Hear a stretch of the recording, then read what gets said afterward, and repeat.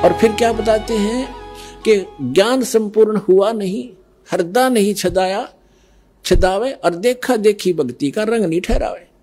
तो 64 लाख शिष्य हो गए, सबका सुख हुए और गुण गावे। क्योंकि भगवान आ रहे भाई, एक बार नाम दिया था, आशीर्वाद दिया था, ये सुख हो गया, सो सोआन बतावें। और परमात्मा ने एक लीला करी थी कि इनको परख के देखूं ये ज्ञान से लगे हैं या केवल वैसे मेरे पीछे पड़े हुए हैं। एक लीला की थी एक दिन, वो लंबा समय है, फिर बताएंगे। और एक लीला की थी दाता ने, एक, क्योंकि लंबी कहानी है। एक दिन सत्संग कर रहे थे परमात्मा, क्योंकि दिन में धंधा करा करते, रात में सत्संग करा करते कि भी तुम भी फ्री मैं भी फ्री, दिन में अपना काल की तुम ये पेट की निर्वाह कर लिया करो। तो रात को सत्संग कर रहे थे। एक वैश्या का मकान था नियर बाई, आसपास कहीं। रात के मौसम सुहाना मौसम था, रात का शांत मौसम था। मालिक वो तो लीला थी, अपनी आत्मा कहीं भी गर्त में पड़ी है, उसको उठाना ही था। अब वो बैठ गई झांकी में अपने मकान के, और मालिक सत्संग सुना रहा था। भाई ऐसा पाप लगता है, ऐसा मनुष्य जीवन बड़ी मुश्किल से मिलता है, परमात्मा की भक्ति नहीं करता, उनका विनाश हो जाता है, आगे पशु बनते हैं, पक्षी बनते हैं, बुराई करना नहीं चाहिए। सत्संग सुनाया। वह पुण्यात्मा थी, बेटी का कलजा भराया कि मन तक घोर पाप कमा लिया, सारी उम्र को शुभ नहीं बना मेरे से। तो वह लड़की परमात्मा के चरणों में आगे उठ के और कहा, भगवान क्या मेरे जैसी पापन का भी पाप नाश हो जाएगा? क्या मेरे जैसी पापनी भी पार हो भक्ति कर सकती है? परमात्मा ने कहा, बेटा नौका के अंदर, एक किश्ती के अंदर, नौका के अंदर चाहे पत्थर रखो, चाहे घास फूस और रुई रखो, कितना भारी वस्तु है पत्थर, और चाहे कितने भारे हल्का है रुई, उसका स्वभाव है बेटा पार करने का। और फिर कहते हैं, एक लोहा पूजा में राखत, एक गर्भ अधिक पड़ो, और पारस गुण अवगुण नहीं देखे, करत कंदन खरो। तो सारा कुछ समझा कर उस बेटी को संतोष दिया, और उसने बताया कि मैं तो जी वैसा हूं, क्या मेरा भी उद्धार होगा? कि बेटा बुराई, ऐसा कोई जीव नहीं है जो यहां बुराई ना करता हो, क्योंकि ये लोक ऐसा है, ना चाहते हुए भी बुराइयां हो जाती हैं। अब आपको कितना मैला कपड़ा है, साबुन और जल प्राप्त हुआ, निर्बल हो गया, खूब मेहनत करके उसने साफ करे, अपने ने भक्ति कर। तो वह लड़की को ऐसी प्रेरणा लगी, सब बुराई छोड़ दी। लेकिन हमारी आदत है कि हम फिर भी उसको उस दृष्टि से नहीं देखते, अज्ञान के कारण। वह लड़की आती, अब उसको तो पिछला जो समय गया वो बुरा दिखाई देता कि कैसे अपनी पिछला जो समय गया उसको पूरा करूं। ज्यादा से ज्यादा गुरुदेव के पास आती, उनके चरण छूती, मत्था टेकती, पैर दबाती।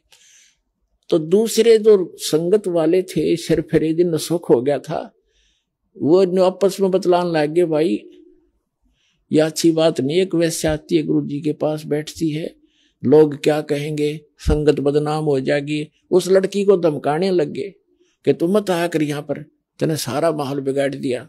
अब वो लड़की फिर और ज्यादा दुखी होगी कि मुश्किल से राह पाया था ये भगवान में, अब क्या बनेगा? तो उसने गुरुदेव के पास रोती रही। परमेश्वर ने पूछा, बेटा क्यों रो रहा? पता था उनको क्यों रो रही है बेटी।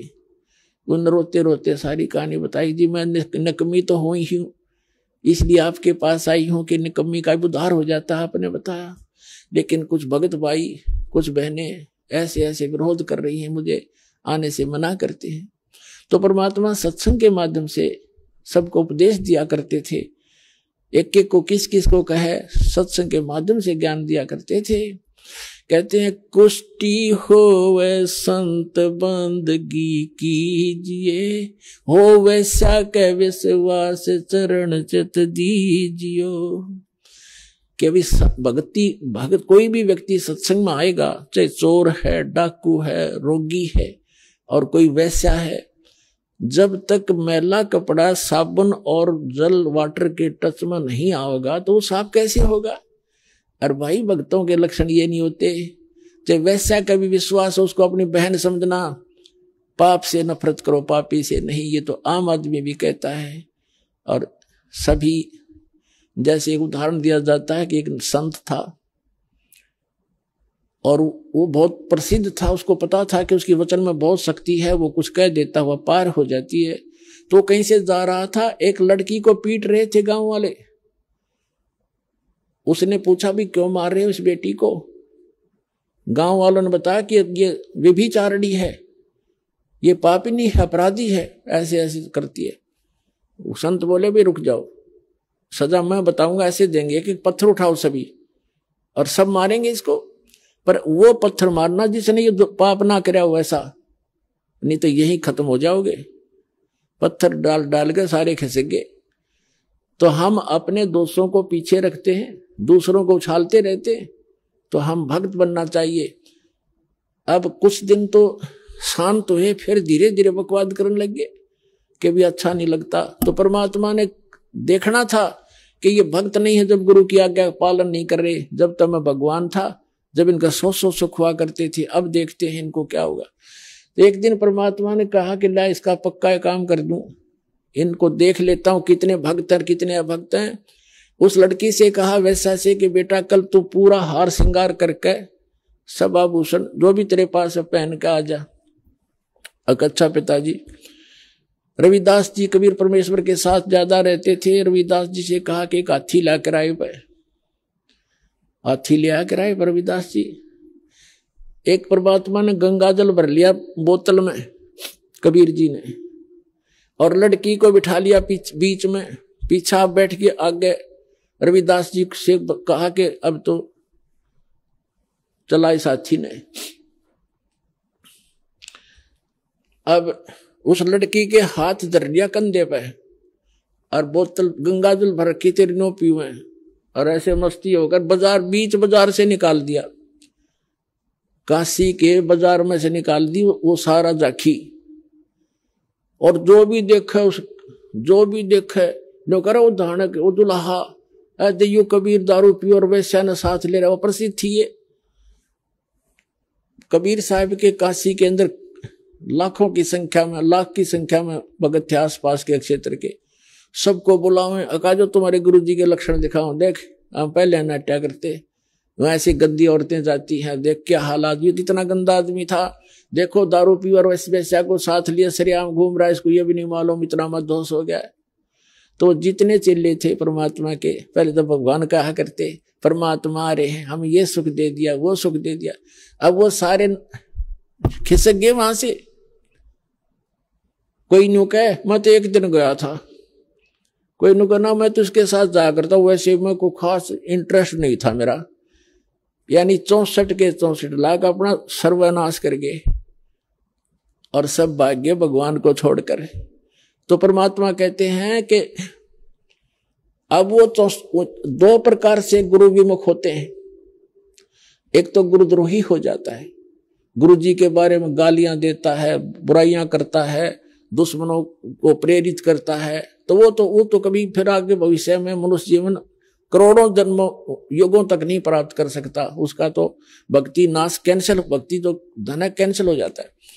और जो वैसे गुरु जी की बुराई नहीं करते, नफरत नहीं करते, लोक लाज में आकर छोड़ जाते हैं, वो काम तो उन्होंने बढ़ा लिया, काम बढ़ा लिया, पार हुए नहीं, लेकिन उनको इतना फायदा हो गया कि उनको मनुष्य जन्म मिलता हुआ आ रहा है।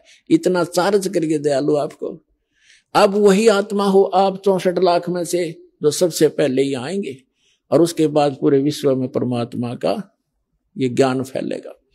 तो पुण्यात्माओं, तो ये फावल पॉइंट जो पहले हम गलती करके आज याद दिलाई जाती है आपको।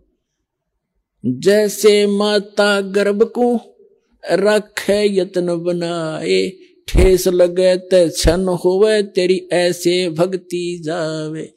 जैसे माता बहन किसी को गर्भ रहा हो, उसको पता उस लाल को कैसे प्रफुल्लित करना है, बड़ी सावधानी बरतती है। तो ऐसे इस भक्ति रूपी लाल को संभाल के रखना चाहिए आपने।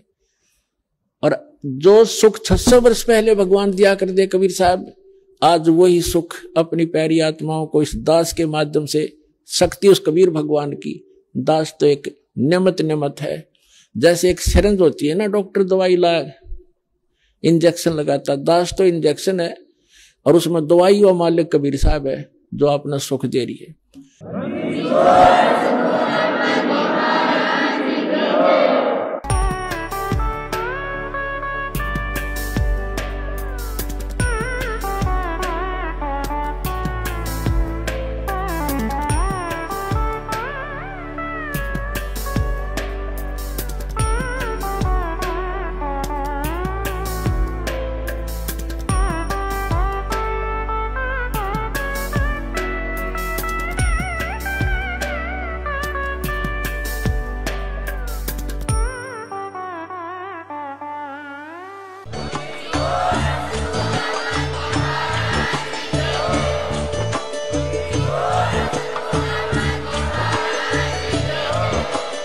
आप सुन रहे थे जगत गुरु तत्वदर्शी संत रामपाल जी महाराज जी के मंगल प्रवचन। अधिक जानकारी के लिए विजिट कीजिए हमारी वेबसाइट www.jagatgururampalji.org। संत रामपाल जी महाराज जी के शुभ आशीर्वाद से पूरे विश्व भर में 500 से भी ज्यादा नाम दीक्षा केंद्र हैं, जिन पर संत रामपाल जी महाराज जी द्वारा ऑनलाइन निशुल्क नाम दीक्षा दी जा रही है। अपने नजदीकी नाम दीक्षा केंद्र का पता करने के लिए संपर्क करें 8222880541।